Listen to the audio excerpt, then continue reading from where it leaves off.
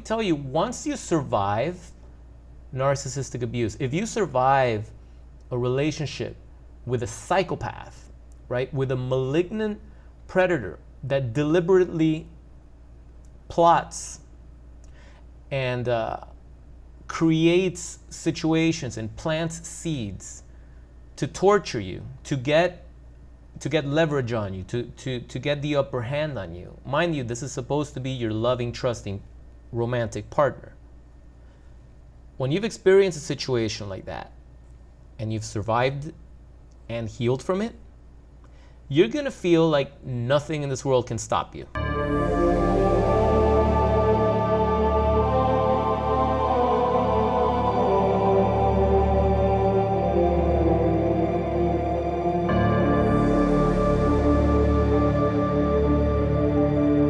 Hello, my name is Kira, and this is Psychopath Exposure. I hope you guys are having a good day. I hope you're going no contact with a psychopath narcissist. I hope if you've already begun to go no contact with the psychopath narcissist, I hope you're staying no contact with the psychopath narcissist. If you need help with that, be sure to download my free ebook. Click the link below in the description, not this one because this is from my coaching program over here, the one in the description. Okay, I wrote a book called The 5 Steps of Going No Contact with a Psychopath Narcissist so that you can understand once and for all what no contact means, because it just doesn't mean don't talk to them. It especially means do not spy or stalk their social media. Do not talk to their friends to find out how they're doing. Do not be looking at pictures on your phone or screenshots of old texts that you kept, right? You're having a little bit too much wine on a Saturday night and you start going through the archives of your screenshots and your old texts and you start reminiscing and you start reading that shit and it messes up your head and now it's 2, 3 in the morning and you're crying and you think that the narcissist is home crying as well, thinking about you, and you decide to make the fatal mistake of calling or texting them just to see how they're doing. The narcissist is probably sleeping. The narcissist is probably banging the new supply. The narcissist is probably living his or her life, not even giving you a second thought. You have to stick with the no contact boundary if you want to heal from narcissistic abuse. If you enjoy the drama too much and you're not ready to heal and you just want to get revenge on the psychopath narcissist, then continue texting them, calling them, playing phone tag with them, posting crap on social media, seeing what they're doing, gossiping with your friends about them. Continue doing that, and you'll never get out of this nightmare. But I promise you, if you want a better life, the first thing you gotta do is stop intaking this poison. You gotta stop putting poison in your body if you want to detox from the poison. That's the first step. You cannot work on a healing program, on your recovery, on curbing your anxiety, if you continue having communication of any kind with the predator that orchestrated this entire mess, this carnival, this facade, this masquerade that the narcissist created. You cannot be around that world if you want to move forward. I have never stayed friends with any of my exes, whether they're toxic, narcissistic, or not. I don't see the benefit. That was a romantic bond that you have with someone with the intention of moving forward and living happily ever after. And when that comes to an end and there's heartbreak, you can't keep that person in your life because one or the other is going to still harbor feelings, whether they're ambivalent feelings, whether they're hopeless romantic feelings of maybe rekindling later, a year from now, 5 years from now, when you're 40, and if you're still single, then you end up getting married with that person. Those are illusions. Those are illusions. And if you're dealing with someone that actually has narcissist personality disorder, if you're dealing with someone that has a cluster B disorder, you really have to do whatever it takes to remove them from your life, or remove yourself from that environment, from that toxic environment. Because I know a lot of you sometimes have the unfortunate circumstance that you end up with a narcissist that knows everybody in town, and everybody loves them because they're so charming, they give back to the community, they're super popular. So it's hard to believe that in the confines of your home, this person is such a monster, right? The monster that you claim he or she to be. No one's gonna buy that story. You can't even try. There's so many even cases that you see on YouTube, right, where they're taking things to trial, and it doesn't pan out. It just doesn't pan out because you end up looking like the crazy person. And if you start acting crazy, now the narcissist actually has a reason and a case, right, to point the finger at you and be like, look, look, look, look, you see? I told you they were an obsessive, crazy stalker. Look at what they're doing. Look, look, look. And since they're so charming and they have won the love and support from their town, from their job, from their school, from the entire fucking university, right? They're all gonna side with the narcissist. You probably would too if you're an outsider and you don't know what the heck's going on. You see someone acting crazy and screaming and losing their mind, and they look like a total psycho, and you don't know what a real psycho is. You're probably gonna point your finger too and be like, God damn, like, that's toxic. Get out of there, right? If you know a little bit about this, you know, these things, you may look at it and be like, what did you do to make that person act all crazy, right? But you're a small percentile. Most people don't think like you. Most people don't know about this type of disorder, this type of abuse. They don't really know. Unless you go through something like this, you really don't know how it feels, what it drives you to do, and sometimes how much trouble you get for doing irrational, reactive behaviors that, you know, the narcissist pretty much pushed your buttons so much that you blew up and you lost all control, and then you went and did something stupid, right? And this is, you see sometimes people in traffic, right? They're chasing someone, and then they get out of their car and they pull the other person out by the hair, and it's like, yeah, that looks like a crazy person, but what did the other person do that created such an emotional response out of this one? It's none of your business. I'm sure you got your own problems to deal with, but I just wanted to give you I wanted to paint a picture for you, see how it looks from the outsider that doesn't know, that doesn't understand. And you're trying to convince them, and you're trying to talk about it, and you're trying to, like, please just listen to me, just let me tell you this, let me show you this. They don't care. They don't care. They want to get back on their cell phones. They want to get back on Instagram and TikTok and continue their endless scrolling of dopamine, right? They don't want to listen to your story. And the more you try, the crazier you sound, right? Believe me, I remember wanting to tell all my friends about it, and I could tell that they didn't get it. And I would get so frustrated when they would try to offer me advice, and I just wanted to punch them in the mouth because they didn't know what the fuck they were saying. And some of them actually had a degree in trauma and things like that, not necessarily like psychiatric or stuff like that, but there was a good friend. There was a good friend, and I would try to tell them, and I just felt patronized.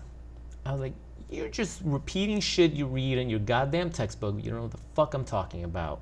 You don't know, and you're compelled to educate them. You're compelled to tell them, you're compelled to tell them exactly how it is and the details. And they don't get it. They don't get it, and it's a waste of your time. It gets you more frustrated. And all this time that you're wasting trying to convince these people of your horrible nightmare is time that you could be using, you could be investing, yes, in yourself, that's right, in yourself, to actually heal from this trauma and to actually take this energy and transform it into something that works for you, that helps elevate you to a better place that you wouldn't have even dreamed of getting there had it not been for this dark experience that pushed you, right? That lit that fire under your ass, that pushed you to reach those levels. Because let me tell you, once you survive narcissistic abuse, if you survive a relationship with a psychopath, right, with a malignant predator that deliberately plots and creates situations and plants seeds to torture you, to get leverage on you, to get the upper hand on you. Mind you, this is supposed to be your loving, trusting, romantic partner. When you've experienced a situation like that and you've survived and healed from it, you're going to feel like nothing in this world can stop you. You're going to look at the time that was wasted in that toxic relationship, okay? And you're going to wish that you would have taken at least 80% of that and put that energy into something else. Now you might think, well, it's too late. I already wasted 5-10 years of my life. And for some of you, it's more. But you're still alive. And you don't know when you're going to go. You may outlast those that look like they're going to live forever. You may outlast them.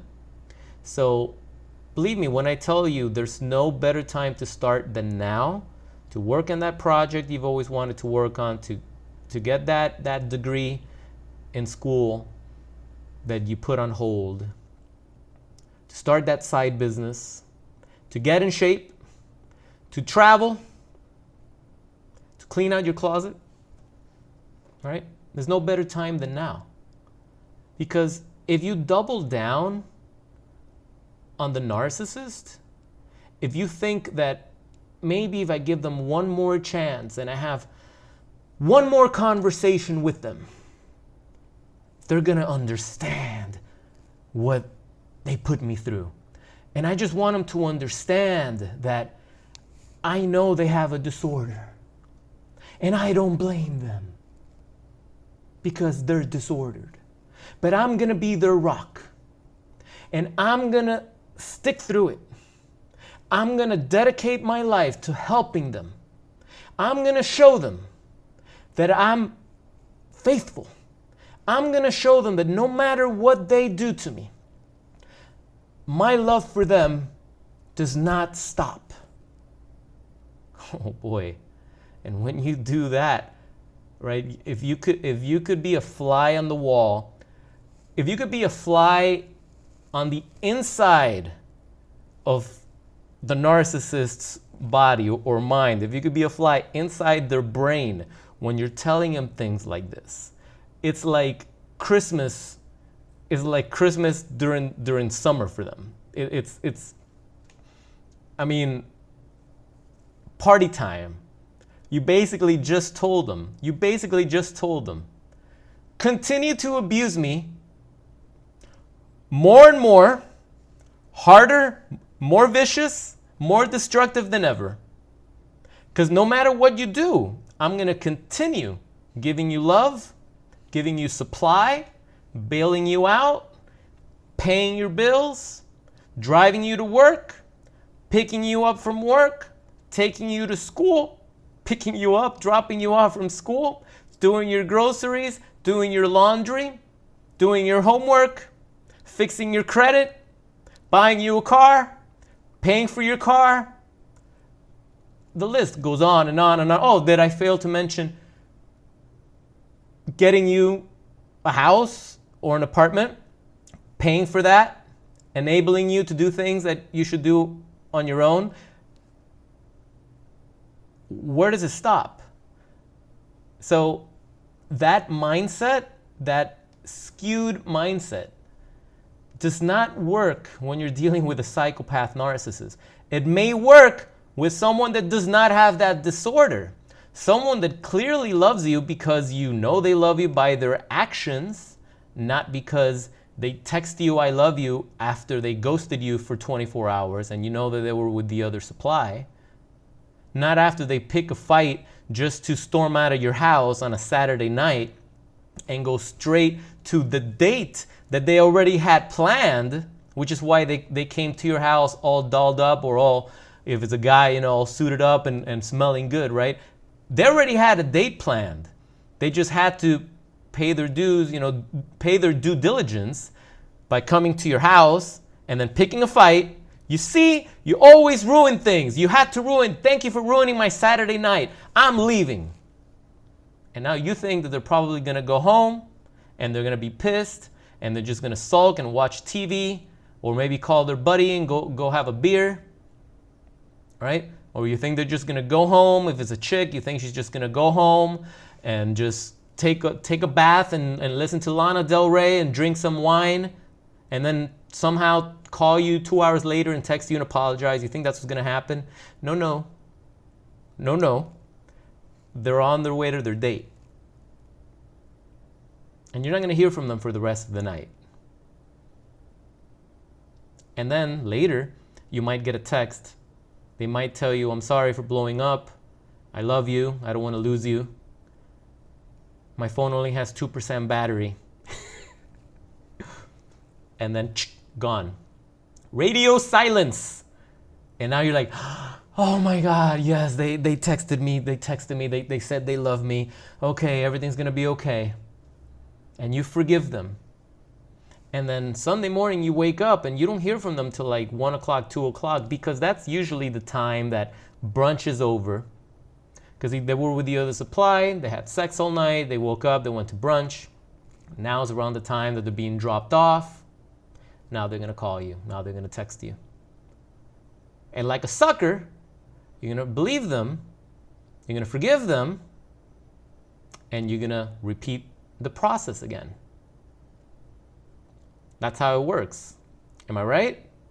If you've been through this before, drop a like on the video right now. Drop a comment below and let me know.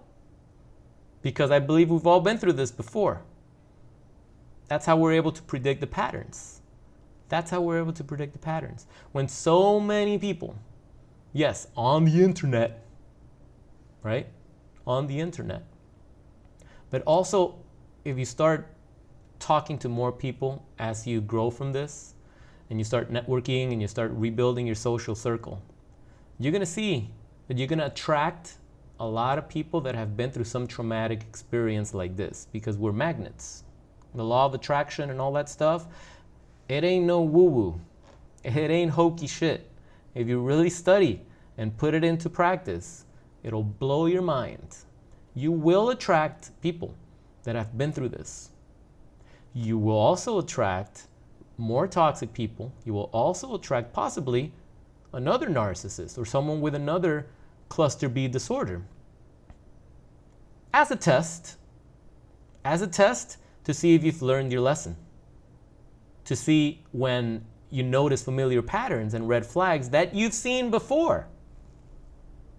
To see if you're going to respond to them in a healthier way, to see if your boundaries, actually, if you even have boundaries at this point, to see if you actually built boundaries and established boundaries, but also to see and to test if you're going to uphold those boundaries. See, anybody can make a boundary, right? You can make a boundary.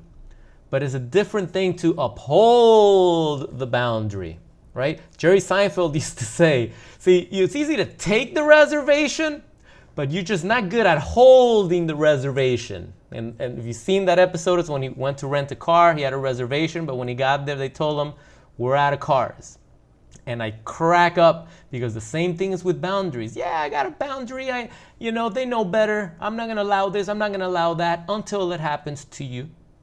Until they step over that boundary and they're like, now what? And you're going to look around. You're going to be, well, God damn, I got to break up with you out of principle. Out of principle, I got to do it. Let me tell you, I've done a lot of things in my life out of principle. And it's been many, many, many, many years. And I have like streaks of things that I just out of principle, I will never do again just because I said I would never do it again.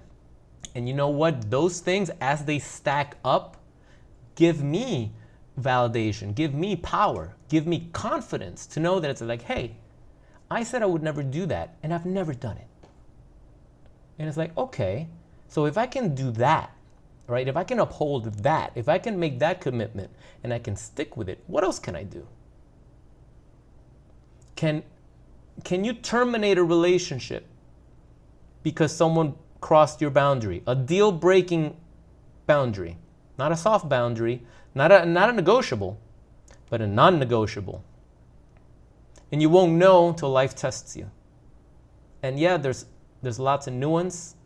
And I know some of you will say, oh, but Kita, but what if I have kids with them? And what if this? And what about this? And what about that? I've heard it all before. Same names, different faces. Everything is nuanced. But you have to pull back. And you still have to see things in black or white sometimes. Sometimes, not all the time. But when you're dealing with narcissist personality disorder, when you're dealing with psychopaths, sociopaths, right, malignant narcissists, you have to look at things a little more black and white. You can't dwell in the gray area with these people because that's where they confuse you. That's where the gaslighting comes in. The cognitive dissonance keeps you there. You're like, oh, things aren't always black and white. Yes, they are with a psychopath. Yes, they are. They will take and take and take and take. And they will not give. And if they give, they expect something back. Or if they give, it's manipulation. It's giving you the illusion that they're giving to make you put your guard down. They're always 10 steps ahead of you. And yeah, they've been through shit. They've been through toxic shit. They've probably experienced abandonment. They've probably experienced all sorts of abuse growing up. But that's not my problem or yours. If you find yourself with someone like this, that's abusing you, torturing you, tormenting you, lying to you, cheating on you, creating all sorts of anxiety disorders in you and panic attacks, right? Your nervous system is shocked. It's not your burden to save them. You don't have to forgive them because they have a disorder. You forgive yourself for the things that you put up with, because I always say you get what you put up with, right? You can forgive yourself for being naive, because at some point we were all naive. So don't beat yourself up. Forgive yourself. You didn't know.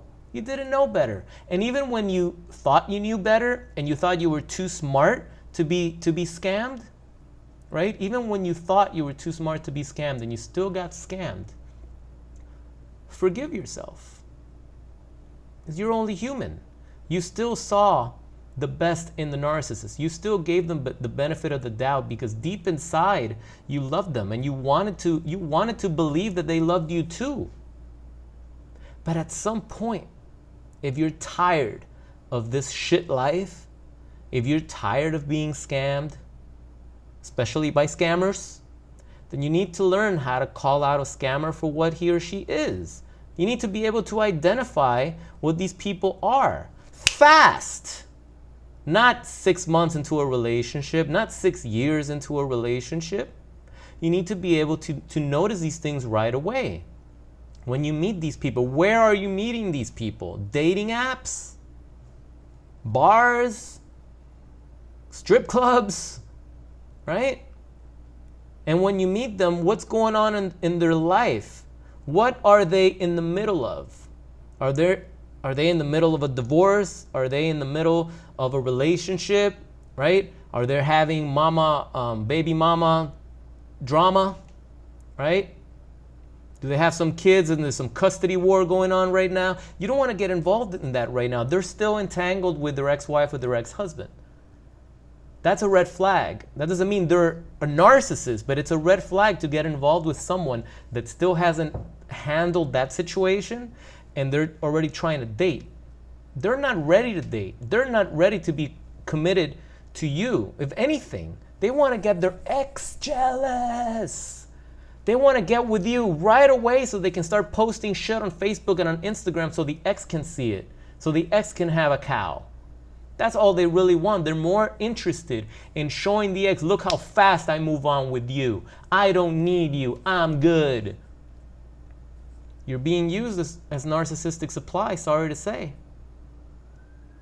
And I know that there's a flip side to it. Some of you are probably excited to meet someone healthy and to be able to take nice pictures and travel and, oh, look at us, we're, you know, we went on this, I don't know, whatever vacation, and you want to post pictures and you want to be happy that you're posting pictures with someone that's not a fucking psychopath monster, right? So I know it's difficult to see which is the bad one and which is the good one.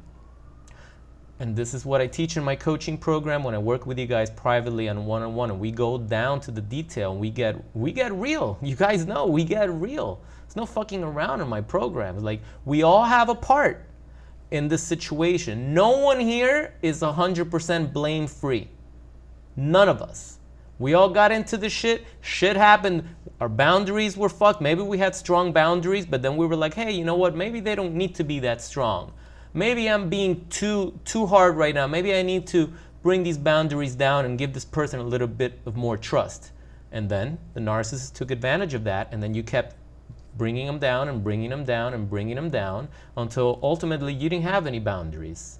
Okay? And that's a problem in and of itself, because it's okay sometimes to start giving people more privileges and more trust. But if right away they sabotage it and they betray you, that's when you kick it up a notch. You don't lower security when, like, let's say you have top security and you're like, okay, I'm going to put you a little more minimum security. You don't need, I don't know, if there's like 5 levels and you're at level 5 top security, and all of a sudden you're like, okay, you've shown your loyalty, you're earning your trust. Okay, I'm going to bring it down to 4. And the minute you bring it down to 4, they're on fucking Snapchat, they're on Instagram sending pics and shit to someone else. That shit goes up to level 10 now. But what ends up happening in these relationships is, like, that happens, and instead of raising the security, you drop it down to 3. It's like, I'm gonna give you more trust now. I'm gonna talk, and okay, we talked about it, and okay, you said you're never gonna do it again. But they're still on Snapchat, they're still on Instagram, they're still on Facebook, and they're still doing that shit in the bathroom, in bed next to you. It's like, no, you're doing that. That's already, to me, that's cheating already. That's already disrespect. You don't need to be doing that shit. That's where boundaries come in. Do you have boundaries? Do you uphold your boundaries? Do you know what a boundary is? All right? There's a lot of work to be done. And if you really, really, really want to heal from this shit, go back to the beginning of the video.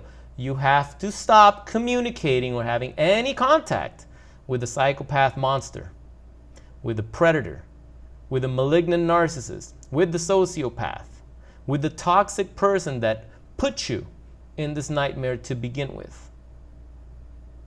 All right, so if you'd like to work directly with me, just visit my website here.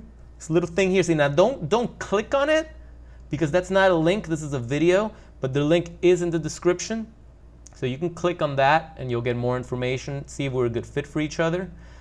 There's also a link for you to download the No Contact ebook.